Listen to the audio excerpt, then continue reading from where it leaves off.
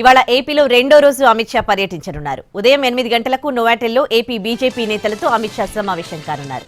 AP BJP అధ్యక్ష పదవిపై నేతలతో చర్చించనున్నారు. ఏపీ బీజేపీ నేతలకు దిశానిర్దేశం చేయనున్నారు.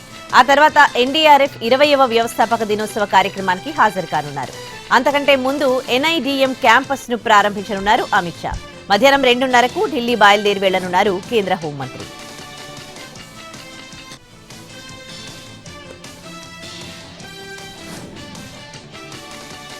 ఇవాళ రాత్రికి దావోస్ కు వెళ్లనున్నారు ఏపీ సీఎం చంద్రబాబు. రేపు జరిగే వరల్డ్ ఎకనామిక్ ఫోరంలో పాల్గొనున్నారు. 3 రోజుల పాటు అక్కడే పర్యటించనున్నారు. దిగ్గజ సంస్థల ప్రతినిధులతో భేటీ కానున్నారు. రాష్ట్రానికి పెట్టుబడుల సాధనే లక్ష్యంగా బాబు దావోస్ పర్యటన ఉండనుంది.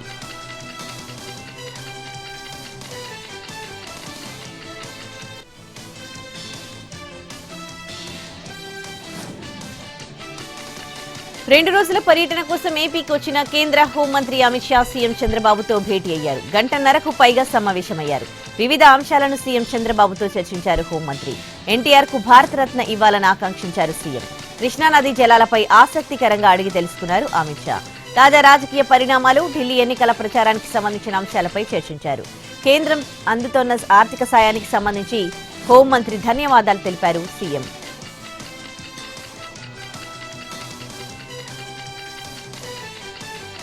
తెలంగాణలో భారీ పెట్టుబడులు పెట్టేందుకు ఎస్టీటీ గ్లోబల్ డేటా సెంటర్ ముందుకొచ్చింది. రాష్ట్రంలో 3,500 కోట్ల పెట్టుబడులు పెట్టేందుకు ఈ సంస్థ రాష్ట్ర ప్రభుత్వంతో ఒప్పందం కుదుర్చుకుంది. మంత్రి శ్రీధర్ బాబు సమక్షంలో ఒప్పందం కుదిరింది.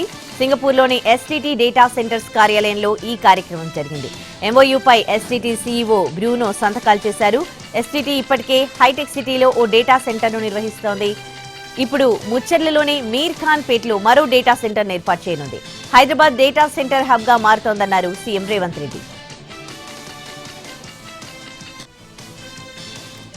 స్థానిక సంస్థల ఎన్నికల్లోపే తెలంగాణ మంత్రివర్గ విస్తరణ ఉంటుందన్నారు మంత్రి పొంగులేటి శ్రీనివాసరెడ్డి. ప్రస్తుతం కేబినెట్ లో 6 ఖాళీలున్నాయని, వారిలో ఎంతమందిని భర్తీ చేస్తారో తెలియదని చిట్చాట్లు అన్నారు. విదేశాల నుంచి సీఎం వచ్చాక విస్తరణపై చర్చిస్తామన్నారు. పబ్లిసిటీలో వెనుకబడ్డామని హైకమాండ్ సూచించిందన్నారు. చేసిన పని చెప్పుకోలేకపోయారని కేసీ వేణుగోపాల్ అన్నారని గుర్తు చేశారు. ప్రజల డబ్బు వృధా ఎందుకని ఆశించిన స్థాయిలో పబ్లిసిటీ చేయలేదని తాము వివరణ ఇచ్చామన్నారు మంత్రి పొంగులేటి.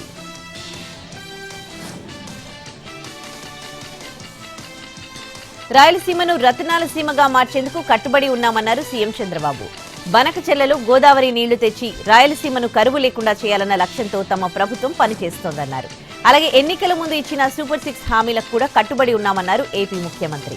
ఏపీ ముఖ్యమంత్రి చంద్రబాబు వైఎస్ఆర్ జిల్లా మైదుకూరులో స్వచ్ఛాంధ్ర స్వచ్ఛ దివస్ కార్యక్రమాన్ని ప్రారంభించారు. పారిశుద్ధ్య కార్మికులతో కలిసి గ్రీన్ వాక్ చేశారు.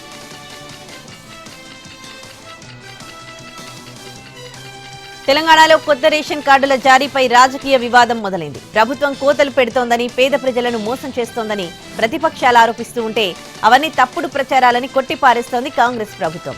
అర్హత ఉన్న ప్రతి ఒక్కరికి రేషన్ కార్డులు ఇస్తామంటోంది. ప్రతిపక్షాలు మాత్రం ప్రభుత్వం తీరు వల్ల లక్షలాది మంది లబ్ధిదారులు నష్టపోతున్నారని విమర్శలు గుప్పిస్తున్నారు.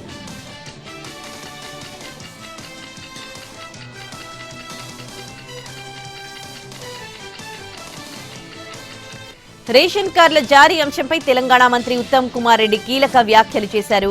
రేషన్ కార్డుల జారీ నిరంతర ప్రక్రియ అని స్పష్టం చేశారు. ఇప్పుడు కొత్త రేషన్ కార్డుల జాబితాలో పేర్లు రానివారు ఆందోళన చెందొద్దని, రాష్ట్రంలోని అర్హులందరికీ కార్డులు ఇచ్చే వరకు ప్రక్రియ కొనసాగుతుందని తెలిపారు. కులగణన, సామాజిక ఆర్థిక సర్వే వివరాల ఆధారంగా పాత రేషన్ కార్డుల సమాచారం ప్రకారం అర్హుల పేర్లను నమోదు చేసినట్లు తెలిపారు. అర్హులైన వారికి ఎవరికైనా కార్డులు రాకుంటే గ్రామ సభల్లో మళ్లీ దరఖాస్తు చేసుకోవాలని సూచించారు. దరఖాస్తు చేసుకున్న అర్హులందరికీ రేషన్ కార్డు ఇస్తామన్నారు.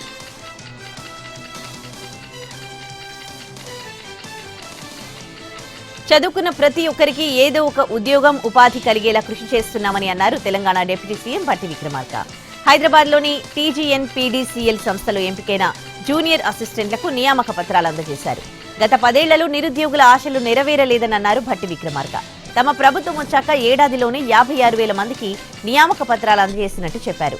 విద్య, మౌలిక సదుపాయాల కల్పనకు ఈ ప్రభుత్వం అధిక ప్రాధాన్యత ఇస్తుందన్నారు.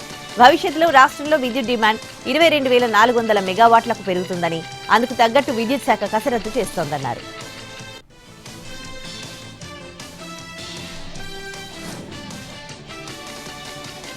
ఏపీ ముఖ్యమంత్రి పవన్ కళ్యాణ్ గుంటూరు జిల్లా పెదకాకాని మండలం నంబూరు గ్రామంలో స్వచ్ఛాంధ్ర స్వచ్ఛ దివస్ కార్యక్రమంలో పాల్గొన్నారు. గ్రామంలోని సాలిడ్ వేస్ట్ మేనేజ్మెంట్ కేంద్రాన్ని పరిశీలించారు. చెత్త సేకరణ, నిర్వహణ, సంపద సృష్టి తదితర అంశాలను అధికారులను అడిగి తెలుసుకున్నారు. గ్రామ స్థాయిలో చెత్త సేకరణకు ఏర్పాటు చేసిన వాహనాలను పవన్ కళ్యాణ్ ప్రారంభించి స్వయంగా నడిపారు.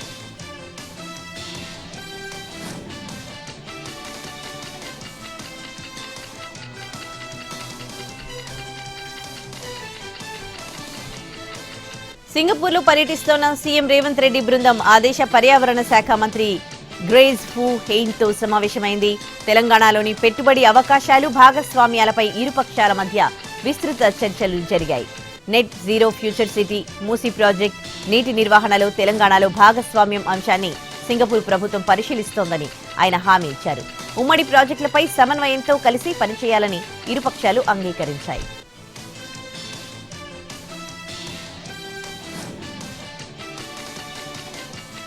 ఫార్ములా ఈ కార్ రేస్ కేసులో ఏస్ నెక్స్ట్ ప్రతినిధులను ఏసీబీ అధికారులు ప్రశ్నించారు.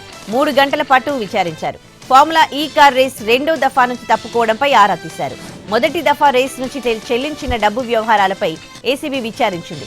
అందుకోసం చెల్లించిన 30 కోట్లపై ఆరా తీశారు ఏసీబీ అధికారులు.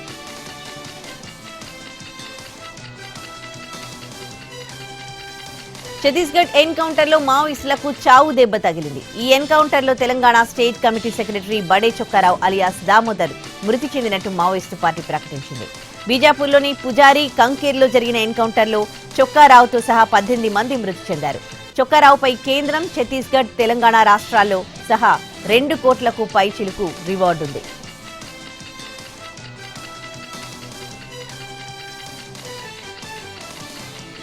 ఉగాదికి గద్దర్ అవార్డులు ఇవ్వాలని తెలంగాణ ప్రభుత్వం నిర్ణయించింది. అవార్డుల ప్రధానోత్సవానికి ఏర్పాట్లు చేసుకోవాలని డిప్యూటీ సీఎం భట్టి ఆదేశించారు. సినిమా నిర్మాణంలో హైదరాబాద్ ను ప్రపంచ గమ్యస్థానంగా మారుస్తామని భట్టి తెలిపారు. మానవతా విలువలతో కూడిన చిత్రాల నిర్మాణాన్ని ప్రోత్సహిస్తామన్నారు.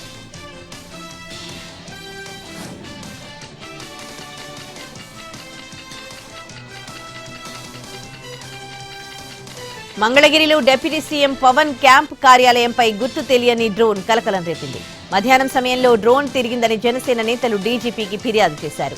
గుంటూరు కలెక్టర్, ఎస్పీకి కార్యాలయ సిబ్బంది ఫిర్యాదు చేసింది.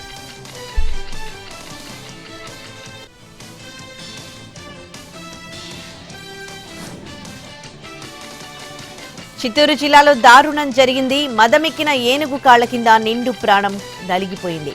చంద్రగిరి మండలం కందులవారిపల్లెలో గజరాజులు బీభత్సం సృష్టించాయి.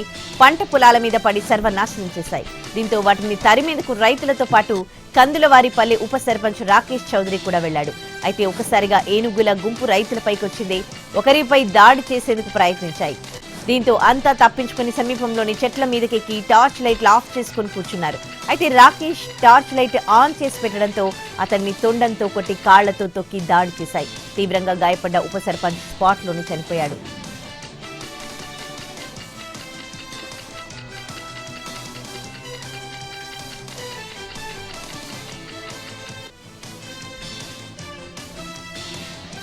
ఏపీలో H-125 హెలికాప్టర్ల తయారీ కేంద్రం ఏర్పాటు చేయాలని ఎయిర్ బస్ సంస్థ యోచిస్తోంది.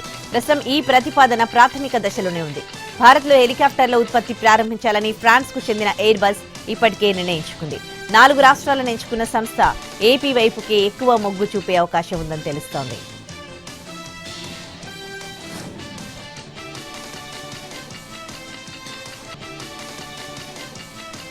లక్షద్వీప్ లో గుండెపోటుకు చనిపోయి forest chief conservator Ramesh Kumar Suman అంత్యక్రియలు జరిగాయి. గుంటూరు జిల్లా తాడేపల్లి సమీపంలో అంత్యక్రియలు నిర్వహించారు.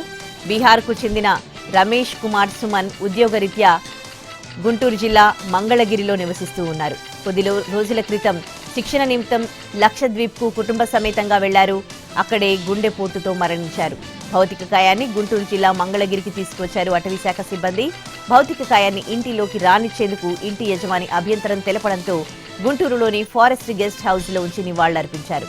అనంతరం గుంటూరు నుంచి తాడేపల్లి వరకు అంతిమయాత్ర నిర్వహించారు. కృష్ణా నది వద్ద అంత్యక్రియలు నిర్వహించారు.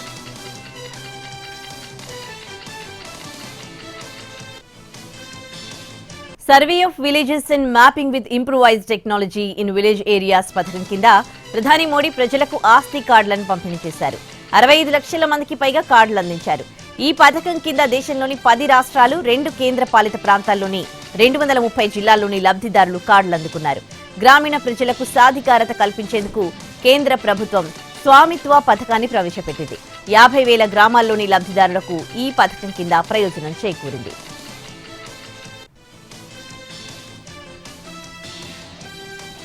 ఆమ్ ఆద్మీ పార్టీ అధినేత అరవింద్ కేజ్రీవాల్ కార్పై రాళ్ల దాడి జరిగింది. ఢిల్లీ ఎన్నికల ప్రచారంలో ఉన్న సమయంలో గుర్తు తెలియని వ్యక్తులు ఆయన కార్పై రాళ్లను విసిరారు. రాళ్ల దాడిపై ఆమ్ ఆద్మీ పార్టీ ఆగ్రహం వ్యక్తం చేసింది. బీజేపీకి ఓటమి భయం పట్టుకుందని ఆమ్ ఆద్మీ పార్టీ ఎక్స్ వేదికగా విమర్శించింది. ఎన్నికలు సమీపిస్తున్న కొద్దీ ఆ పార్టీ ఆందోళనకు గురవుతోందన్నారు. అందుకే కేజ్రీవాల్ ప్రచారాన్ని అడ్డుకునే ప్రయత్నం చేస్తోందని విమర్శించింది. కేజ్రీవాల్ ప్రచారం చేస్తూ ఉండగా బీజేపీకి చెందిన కొందరు కాన్వాయ్పై రాళ్లు రువ్వారని వెల్లడించారు. ఇలాంటి చర్యలకు ఆమ్ ఆద్మీ పార్టీ భయపడదని స్పష్టం చేశారు. ఈ ఘటనపై బీజేపీ కూడా స్పందించింది. కేజ్రీవాల్ కాన్వాయ్ 2 వ్యక్తులను ఢీకొట్టిందని, వీరిని హాస్పిటల్కు తరలించినట్లు బీజేపీ నేత పర్వేష్ వర్మ తెలిపారు. కేజ్రీవాల్ ముందున్న ఓటమిని గురించి ఆలోచిస్తూ ప్రజల ప్రాణాలకు ఉన్న విలువను కూడా మరిచిపోయారని ఆగ్రహం వ్యక్తం చేశారు. బాధితులను కలిసేందుకు తాను ఆసుపత్రికి వెళ్తున్నానన్నారు.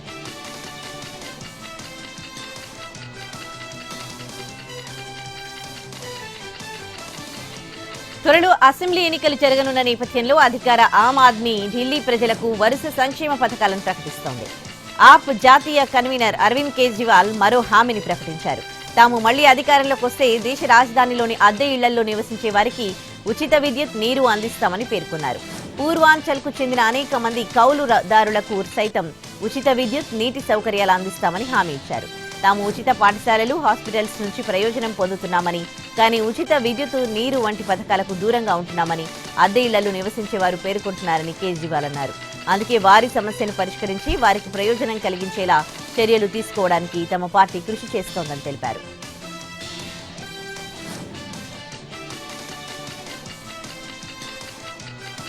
కాంగ్రెస్ అగ్రనేత రాహుల్ గాంధీ బీహార్లో పర్యటించారు. పాట్నాలో ఆర్జేడీ అధినేత లాలూ ప్రసాద్ యాదవ్, ఆయన కుమారుడు తేజస్వి యాదవ్తో సమావేశమయ్యారు. అంతకుముందు పాట్నాలో నిర్వహించిన సంవిధాన్ సురక్షా సమ్మేళన్ సభలో పాల్గొన్నారు. సీఎం నితీష్ కుమార్ పై విమర్శలు గుప్పించారు. దేశ అభివృద్ధికి కులగణన అవసరమని, అయితే బీహార్లో చేసిన కులగణన ఫేక్ అని మండిపడ్డారు.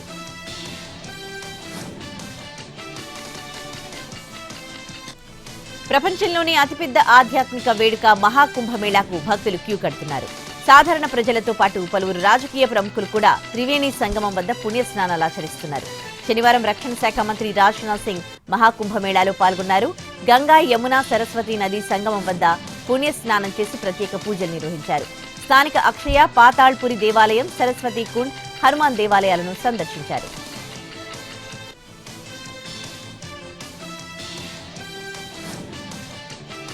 దేశ స్వాతంత్ర్యం విషయంలో ఆర్ఎస్ఎస్ చీఫ్ మోహన్ భగవత్ చేసిన వ్యాఖ్యలపై కాంగ్రెస్ నేత రాహుల్ గాంధీ విరుచుకుపడ్డారు.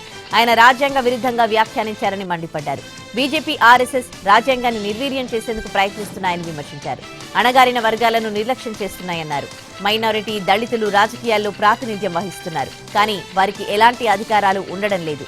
ఆర్ఎస్ఎస్ సహా మరికొన్ని సంస్థలే దేశాన్ని నడుపుతున్నాయని పేర్కొన్నారు.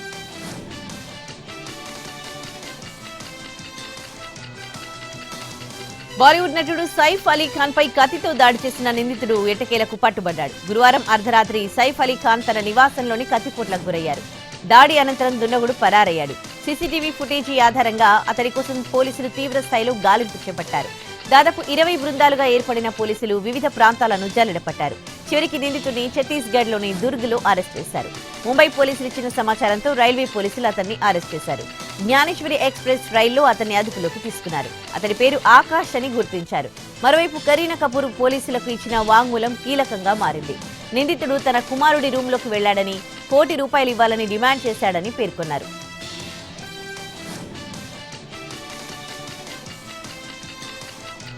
ప్రపంచంలోని అతిపెద్ద ఆధ్యాత్మిక వేడుక మహాకుంభమేళాలో పాల్గొనేందుకు కోట్లాది మంది తరలి వస్తూ ఉన్నారు.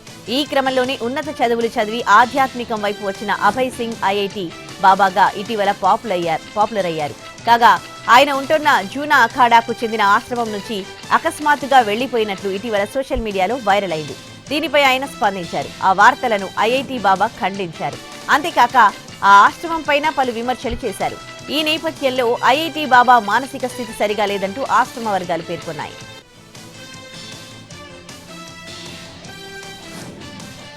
దేశవ్యాప్తంగా పెను సంచలనం రేపిన ఆర్జికర్ హాస్పిటల్ వైద్యురాలిపై అత్యాచారం కేసులో కోల్కతాలోని సీల్దాక్ కోర్టు తీర్పు వెలువరించింది. ప్రధాన నిందితుడు సంజయ్ రాయ్ను దోషిగా తేల్చింది. అతడికి జనవరి 20న శిక్ష ఖరారు చేయనుంది. సిబిఐ సమర్పించిన ఆధారాల మేరకు సంజయ్ను కోర్టు దోషిగా తేల్చింది. తీర్పు నేపథ్యంలో భారీ భద్రత మధ్య సంజయ్ను కోర్టుకు తీసుకువచ్చారు.